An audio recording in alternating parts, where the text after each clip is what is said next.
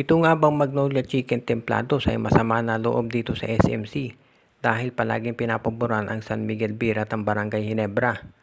Kung inyong nabasa yung latest article na lumabas dito sa Spin PH, dapat pala itong si Christian Stanhardinger at si Moana Tautuwa ay napunta dito sa Magnolia, isa dyan doon sa dalawa. Naaalala nyo pa ba nung itong si Stanhardinger ay naglalaro sa San Miguel Beer pagkatapos tinrade nila dito sa Global Port. Ito yung Northport dati.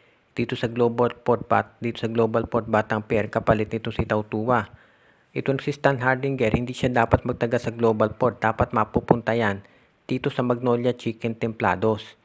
Pero ang nangyari nung bandang huli, itong si Stanhardinger nilipat dito sa Barangay Ginebra kapalit ni Greg Slaughter. Ito naman si Greg Slaughter nag-Japan.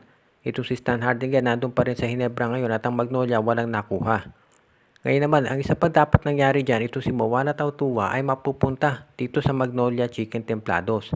Dahil parang hindi na rin nakontento ang San Miguel Beer dito sa laro ni Tautuwa at gusto raw ipalit para dito kay Isaac Go.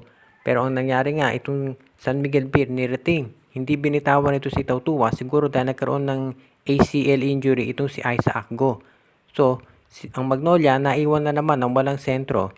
Kaya nga ang nangyari ngayon, ito si Isaac Go nandun sa Terra Firma at si Tautuwa nasa San Miguel pa rin. Ang nakuhang center nitong Magnolia ay itong si Abu Trate doon sa deal nila sa Converge. Pero kumpara dito kay Stanhardinger at Tautuwa, mas limited yung skills nitong si Trater at nakita naman natin bihira ito magamit itong si Coach Chito Victolero. Kaya sabi nga nung iba, ito talaga isa doon sa mga senyales na talagang pinapaboran naman ng management ng San Miguel at Ginebra. Tignan na lang natin yung mga nakuhang player ng dalawang koponan. Itong Ginebra, of course, si Stanhardinger, nandiyan pa itong si Jamie Malonzo, si Jeremiah Gray. Ang San Miguel, ang dami na nilang nakuha. Sila Trollano, ito sila Terence Romeo, Jericho Cruz, ang dami pa. So, hindi na nakapagtataka na talagang ang management, masasabi natin na iba ang tingin sa Magnolia, iba sa San Miguel at Ginebra. Tandaan natin ang Magnolia, 6 years nang hindi nagcha-champion. Samantalang itong San Miguel at Ginebra, nakikipagpalitan lamang dito sa TNT kung sino magcha-champion. Parang nagpapalitan lang yung tatlong teams kung sino ang kukuha ng corona. Samantalang ang Magnolia, napakatagal na. Ang problema dito kasi, yung lineup ng Magnolia hindi na-upgrade kumpara dito sa Ginebra at sa San Miguel.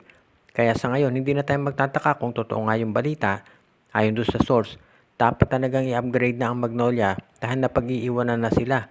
Kahit sino pang coach ang ilagay mo dyan, marami nagre-reklamo, palitan na raw si Victolero. Pero kahit sinong coach ang ilagay mo dyan, kung hindi naman bibigyan ng mga players na makatatapat sa San Miguel, Ginebra, TNT, mababaliwala rin.